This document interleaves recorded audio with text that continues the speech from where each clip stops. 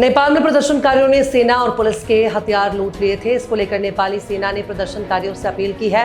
सेना ने बयान में कहा कि यह अनुरोध किया जाता है कि यदि किसी ने भी सुरक्षा कर्मियों से हथियार, गोला बारूद और सुरक्षा उपकरण चुराए हैं या पाए हैं तो उन्हें जल्द से जल्द निकटतम सुरक्षा एजेंसी या सुरक्षा कर्मियों को सौंप दें। उत्तर प्रदेश के वाराणसी जनपद में करीब 2 महीने से बढ़ते गंगा के जलस्तर की वजह से आम जनजीवन बेहाल है। सितंबर महीने में एक बार फिर वाराणसी में गंगा ने चेतावनी बिंदु को पार कर लिया है। वाराणसी में बाढ़ से अभी भी हालात बेहद खराब है। यहाँ के सारे घाट जलमग्न हैं। घाटों का असली संपर्क टूटा हुआ है।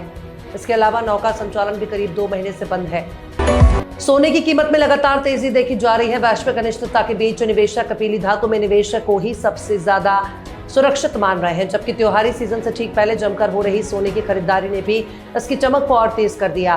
बुधवार 10 सितंबर 2025 को इंडियन बुलियन एसोसिएशन पर 24 कैरेट सोना प्रति 10 ग्राम 1,09,440 रुपए की दर से बिक रहा है, जबकि एक दिन पहले मंगलवार को ये 1,08,900 रुपए के भाव से कारोबार कर रहा था।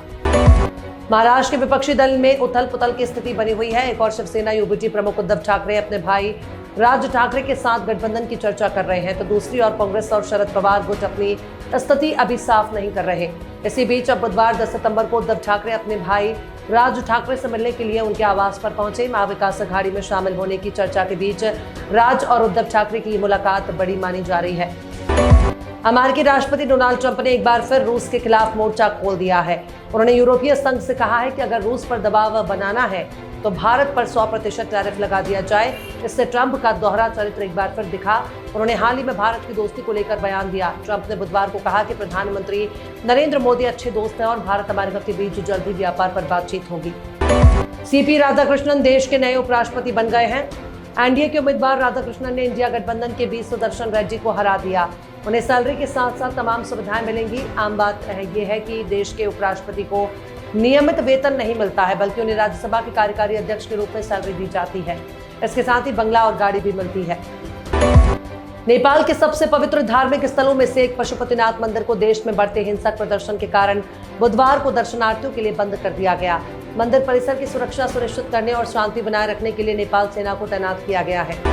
राष्ट्रीय राजधानी दिल्ली में गर्मी और उमस की वजह से इस बार बिजली की खपत बहुत ही ज्यादा बढ़ गई है। प्री मानसून महीनों के दौरान भीषण गर्मी और मानसून सीजन में उमस बढ़ने के कारण राजधानी में बिजली की मांग अब पहले की तुलना में अपने चरम पर पहुंच गई है।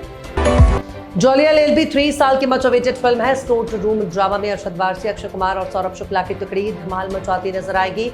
फिल्म का धमाकेदार ट्रेलर रिलीज हो चुका है और इसने फैंस की जॉली LLB 3 को लेकर एक्साइटमेंट पीक पर पहुंचा दी है।